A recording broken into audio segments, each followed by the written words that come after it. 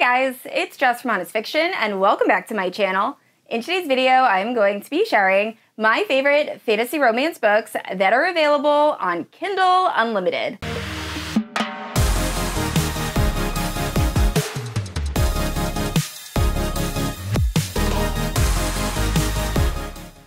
Alright guys, if you're unfamiliar with Kindle Unlimited or KU, it is an app that is associated with Amazon that for around $12 a month, you can download up to 20 book titles from the KU library onto your device. And honestly, you can read more than 20, you just can't have more than 20 at a time, and it is such a great deal. Kindle Unlimited has so many amazing titles. So I crafted a list of some of my favorite fantasy romance. I tried to find super popular fantasy romance, then also some wide shoes, some dark, and then also some hidden gems that are in the Kindle Unlimited library.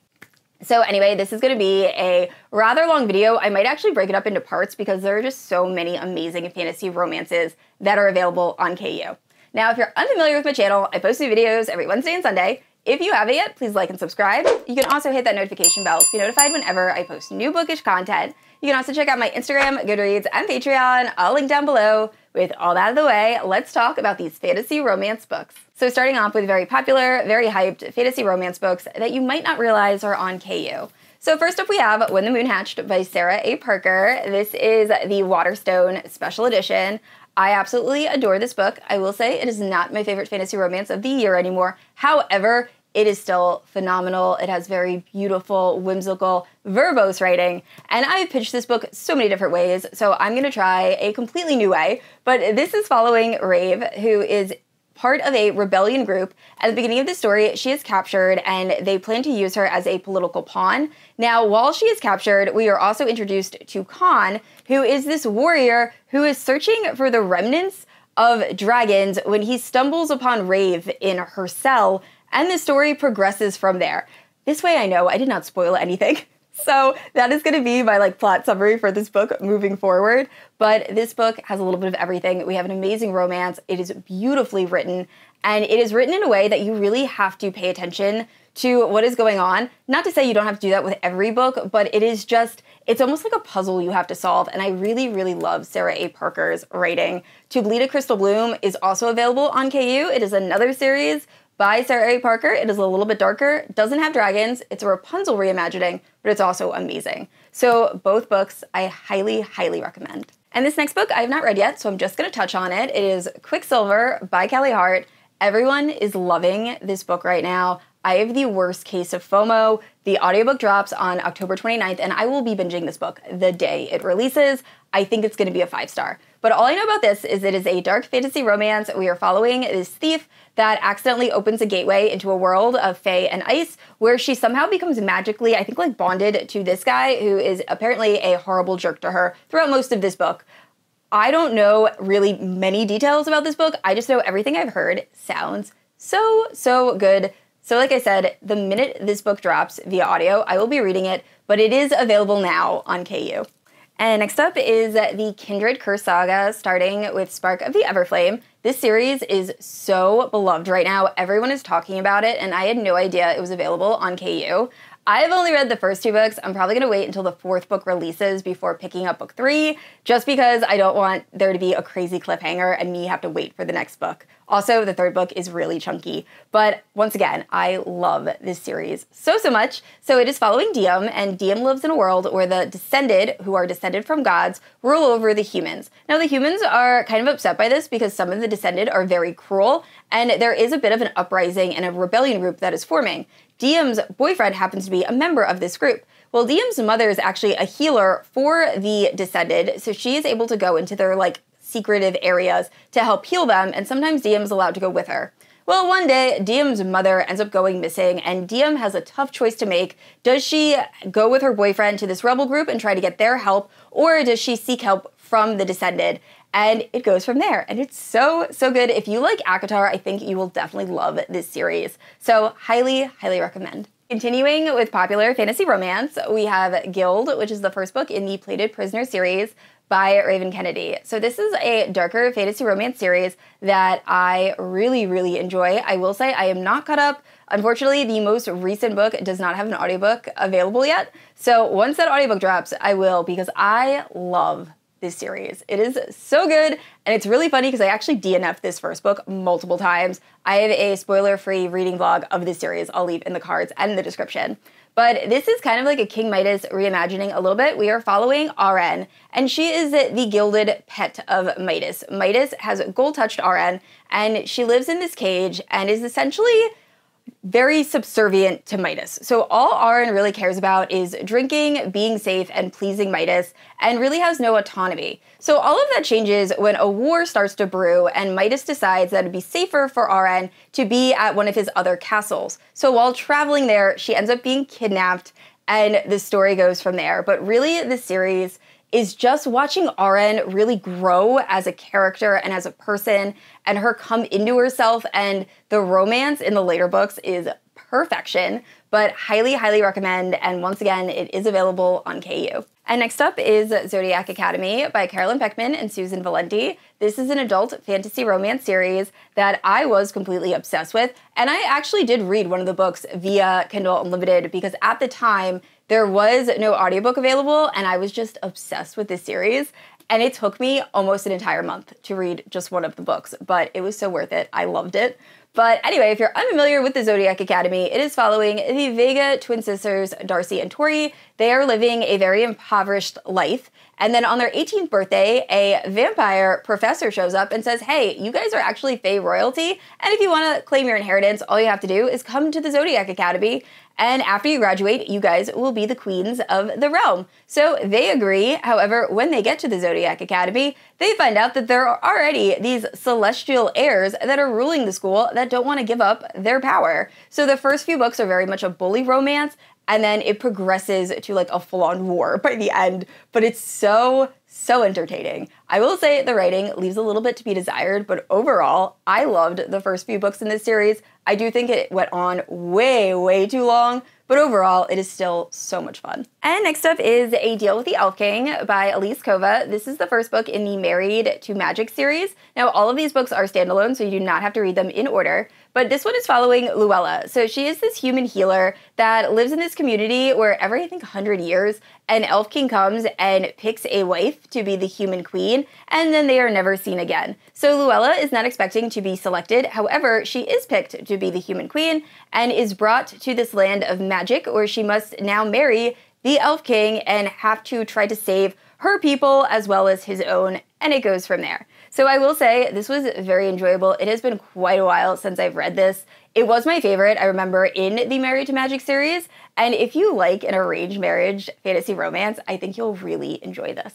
And next up, we have Blood Mercy by Vila Roth. This is the first book in an adult fantasy romance series. So this is following the daughter of this tyrannical king who ends up allying with a vampiric diplomat, and together they have to uncover all of this like political scheming and maneuvering. And while this is going on, a forbidden attraction is kind of blooming between the two. So I will say I did not finish this first book. I soft DNF'd. I was enjoying it. However, it is very chunky. It was taking a while for the story to get going. It is very, very wordy. However, I've heard very good things about the series, and all the books are available on KU. Next up is one of the most unique fantasy romances I've read this year, and also one of my favorites. It is White Horse Black Knights. So this is following, I believe, Sabine, and she lives in a world where there are people that are God-touched, which means they have this mark that means they're able to have a certain power. So Sabine's is that she's able to talk to animals, but that doesn't really save her from having a very good upbringing. So she ends up being raised at this convent where she is horribly abused until she is picked by a nobleman to be his intended bride. So he wishes for her to travel for, I believe, 20 days to his kingdom naked on horseback with only a guard that he has provided to accompany her. And the story goes from there, and it is a bodyguard romance, and it is so good. I loved this book. So highly recommend. I cannot wait to pick up the sequel. I know the physical book just released. I don't know if the audio is available, but if it is, this might end up being read, or the sequel might end up being read by the end of August, because I really, really enjoyed this first book. So if you read this, let me know what you think, but definitely check this out if you have KU. And next up is Nectar of the Wicked by Ella Fields. So I will admit I have not read this yet, but it is apparently following this changeling girl that after the death of her guardian, she is determined to find out where she comes from, and in searching, she ends up accidentally or somehow in this blood vow marriage to a tyrannical fae, and the story goes from there. I'm assuming it's going to be enemies to lovers, but I love Ella Fields' writing. So although I have not read this, it is available on KU, and as soon as the audiobook drops, I will be reading this. But all of her other books are also available on KU. So we have The Wolf and the Wildflower, which is one of my absolute favorites. This is also, I wouldn't say enemies to lovers, but it's more of what happens when you are in a very unhappy marriage and you're trying to find a way out of that. So we're following this girl that at the very beginning of the book, she is cheating on her husband with a random stranger that she has just found, only to then return back to her husband, and we get to find out what exactly led her to be unfaithful and what her life is like, and then how she will act moving forward. It's very hard to describe the plot of this book without spoilers, but overall, I loved this book. I read it in one sitting. It was so good. And then another one is The Savage and the Swan. I will say this is my least favorite by this author, but it was still enjoyable. I do recommend reading this on KU and not listening to the audiobook. I was not a fan of the male narrator, but this is like a Swan Lake meets Rapunzel, it has a lot of Rumpelstiltskin. It has a lot of different elements, but it's essentially this fae girl has been promised to marry a human in order for both of their kingdoms to align and go up against these like evil fae, but then she ends up being captured by the evil fae, and it's their romance, and it's very good. And last up would be A King So Cold, which is kind of like a villain origin story with a merciless queen and what led her to get there. And I just love all of Ella Fields' books, so please, if you have not read any of those books, check them out. They are all adult fantasy romances and are absolutely amazing. And next up is Curse of Shadows and Thorns, which is the first book in an adult fantasy romance series by L.J. Andrews. Now, this is the same world that the Ever King, the Ever Queen, and the Mischief is set in. And a lot of people say you should read this first series before starting those. I did not. I only read this first book, but they are all available on KU, so highly recommend just binging. But this is following our main character, and she's the niece of this tyrannical king, and he tells her that she needs to get married despite the fact that she does not want to. So they end up calling Legion, whose job is to essentially vet potential suitors. And while all this is going on, there is war looming, there are secrets that have to be uncovered, and there is a bond forming between Legion and our main character. So it goes from there. I do plan on eventually continuing with this series. However, I am halfway into the Ever Queen. I put it down, but I want to pick it back up. So I'll probably finish those and then jump into this. I'm reading it backwards, but that's okay. I love the characters. So highly recommend if you've been interested. It is available on KU. And next up is one of my favorite fantasy romance series, and it's been a while since I mentioned it in a video. So it is Court of Blood and Bindings, which is the first book in the Fae Isle series, which is a adult fantasy romance series. So we are following our main character who lives on the Human Isles. Now the humans are controlled by the Fae who live on the Fae Isles, and that is because the Fae possess color magic, which means they can pull from certain objects, pull color to create magic. So if you want to heal someone, you would pull from white. If you wanted to have destruction, you'd pull from red. Or you could mix colors to create unique magic. Now, the Fae are controlled by the mother, who is this super evil Fae, stronger than everybody, and her right-hand man is known as the Silent Death. So at the beginning of this book, our main character is sleeping in her home, and she wakes up and her entire community is on fire, and standing above her is the Silent Death himself, and the story goes from there. It is so good. I will say the love interest in this book isn't able to use his voice, so he has to sign, and I loved watching our main character have to like teach him sign language, and it's just, I love their romance so much. It is so good. So highly recommend if you have not read this yet. Like I said, it is one of my favorite fantasy romances. And next up is Lady of Darkness. This is the first book in a 5-book dark fantasy romance series by Melissa K. Roerich. Now, I have only read the first book in this series. However, I plan on binging the entire series before I go back to work because this is set in the same world as the Legacy series, which I'm going to talk about next. But if you're unfamiliar with Lady of Darkness, we are following Scarlet, and she is one of 3 adopted sisters of the Assassin Lord. So the Assassin Lord found these girls when they were rather young and trained them to be amazing killers. Now he uses them to essentially kill his enemies, and Scarlet's main motivation is she wants to one day get revenge on the Fae Fire King, and she believes the Assassin Lord knows where his whereabouts are. So the Assassin Lord is essentially like holding his whereabouts over her head in order to keep her in line. Well, Scarlet does something out of line and ends up getting sent to this kingdom where she has to behave until she can prove that she's ready to kill people again.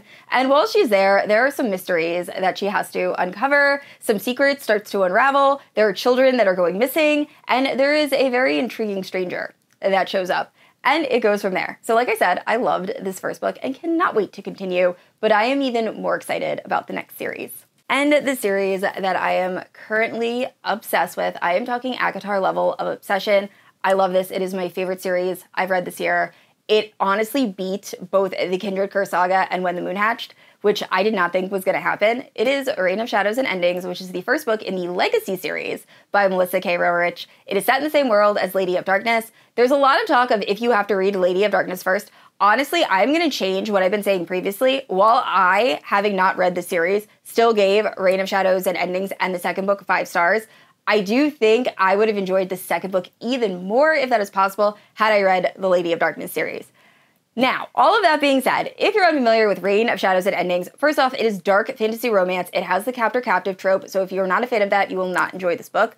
But we are following Tessa, and Tessa lives in a realm where the gods have created this realm where the legacy control the Fae. So Tessa is a Fae, so she has grown up her entire life knowing that one day she will have to serve one of the 6 legacy houses. Now, on the day of her choosing ceremony, she is selected to be the source of the Heir of Endings. Now, this is supposed to be a big honor. It's something you're supposed to be trained in how to do, and Tessa did not believe she was going to be selected for this. On top of that, she also, when you become a primal source, you are given these markings that allow the legacy to hear your thoughts, your feelings, sense when you're around, and things like that. They also are kind of attracted to you sexually. So I've been pitching this book as if it is a forced mating bond, and Tessa obviously does not want to be tethered to this person that she knows nothing about. So I will say the main guy in this is rather clueless throughout the entire first book and even most of the second, but by the end of the second book, it becomes so good. I love Tessa as a character. She might be one of my favorite female characters, despite the fact that she makes some very frustrating decisions. I love her so much. This series has everything. We have dragons, we have vampires, we have fae. It is phenomenal. So please, if you have not read the series yet, please pick it up. And next up is another book that I will admit I have not read yet. However, I've heard very good things. It is Embers in the Snow, and this is an adult vampire fantasy romance that apparently features a cinnamon roll hero, but he also has Toucher and You Die vibes. So I'm intrigued. But we are following this girl who I believe is coming from an impoverished family, and she ends up in this arranged marriage with this very decorated general's son, but she has to navigate this wintry landscape in order to get to him, and apparently he is cursed and he's not able to go out during the day, and I'm assuming he's the vampire in this vampire fantasy romance, but it sounds really good. I know Jen from the Book Refuge is the one who recommended it, and then I recently saw that Crystal from Crystal's Bookish Life also read this and enjoyed it, so I am so excited to pick this up. And next up, we have Flames of Chaos by Amelia Hutchins. This is the first book in the Legacy of Nine Realms series, which is a dark, very spicy fantasy romance series. I recently finished this book. I wasn't sure if I wanted to include it. I have no idea what I'm going to rate it. But if you are looking for a dark, spicy fantasy romance good time, then this book was entertaining and fun. I will give it that. So the story, if you're unfamiliar, is following Arya, who is one of the Hecate witches. So her family is comprised of a bunch of different sisters, all from the Hecate bloodline, so they're very powerful. Well, Arya's twin ends up going missing, so they have to travel to, I think it's called Haven Falls, and they're trying to figure out what happened to her twin. Now, when they get there, they find out that all of the supernatural creatures are being controlled by this man named Nox, who has designated himself king, and he is a being that no one really knows what he is. So this book features a little bit of everything. We have shifters, witches, obviously, vampires, and then Nox is something unknown. And our main character also does not know what her parentage is. So part of the book is trying to figure out what exactly our main character is, and also grappling with a romance between her and Nox, despite the fact that they both make it very clear that they hate each other. So what I did not like about this book is the beginning is very, very crude, and the sex scenes are not my thing. And I have nothing against spicy scenes in books. I love them. This is a fantasy romance channel. I'm all about it. Just the way they are written in this, I was not a fan of. However, I will say I liked the second half of this book so much more than the first half. And there are people out there that are going to like this story. I am going to read book 2 because I want to know what happens with this romance. So honestly, I do. I guess I do recommend this series. Just know the writing, not my favorite, but it is so much fun. And just a heads up, I will be doing a part 2 to this video because my camera battery is currently dying and I still have about 15 books that I want to get through. So I do want to touch on 3 Wide Shoes fantasy romances that are available on KU because I am loving Wide Shoes right now. First up, we have Broken Bonds by J. Bree. This is my absolute favorite fantasy romance Wide Shoes series. It is so unbelievably good. It's also a great place to start if you are new to Wide Shoes fantasy romance. So if you're unfamiliar with the story, we are following Oleander, and in this world, there are bonded groups. So essentially, in a romance, you could have multiple partners, and these partners help power each other up. So at the start of our story, Oleander is a teenager, and she has just found out who her potential future bonded partners are. And she is traveling with her mother, and her mother's bonded when there is a car accident and Oleander is the sole survivor. Now, instead of running back to her future bonded, she ends up fleeing and no one really knows why. So 5 years actually go by of Oleander on the run until her bondeds find her and drag her back, and they have a lot of questions for her. And the story goes from there. So I will say the first book and kind of the second book are a little bit more bully romance because the bonded are very upset that Oleander has left them, but then it becomes a romance, and then it becomes so much more. There's so much action. It is so unbelievably good, and it is available on KU. And next up is Thief of Silver and Souls by Eva Chase. This is another Wide Shoes fantasy romance that I feel like is perfect for beginners. So this is following a girl who, when she was younger, she lost control of her power and accidentally killed her younger sister. So since then, she's been living as a recluse until she stumbles upon this dying noblewoman and accidentally steals her soul. So now this noblewoman is living inside our main character's body and conversing with her and wants her to go on a quest to infiltrate this college and uncover these schemes that are going on along with the noblewoman's friends who happen to be like the love interests. And it goes from there. But I will say the fantasy romance I feel like was at the forefront of this book and the Wide Shoes was a little bit more in the back. So once again, this would be perfect for beginner Wide Shoes fantasy readers, and it was such a good time. And last up is Bonded by Thorns, which is the first book in a Wide Shoes fantasy romance book series that is inspired by Beauty and the Beast. So in this book, we are following Rosalina, who is this bookish girl who ends up trading her father's life for her own, and she gives up her life to these 4 fae that actually transform into creatures at night, and the only way she will gain her freedom is if she helps these 4 fae find their mate. And the story goes from there, but there are so many nods to the Beauty and the Beast movie. I really enjoyed this, and I will definitely be continuing. I believe the second book has released, and so is the audio. I don't know about the third book yet, but I've heard really good things. Alright guys, those are some of my favorite fantasy romance books that are available on KU. Like I said, I will film a second part to this video next weekend, and I'd like to say a special thank you to my Paladin protectors, Kat, Amanda, Erin, and Leslie. Thank you guys so much for supporting my channel and my Patreon. And I'd like to say a special thank you to everyone who has watched this video. Now, I said this already, I post new videos every Wednesday and Sunday, and if you haven't yet, please like and subscribe. I will see you all next week.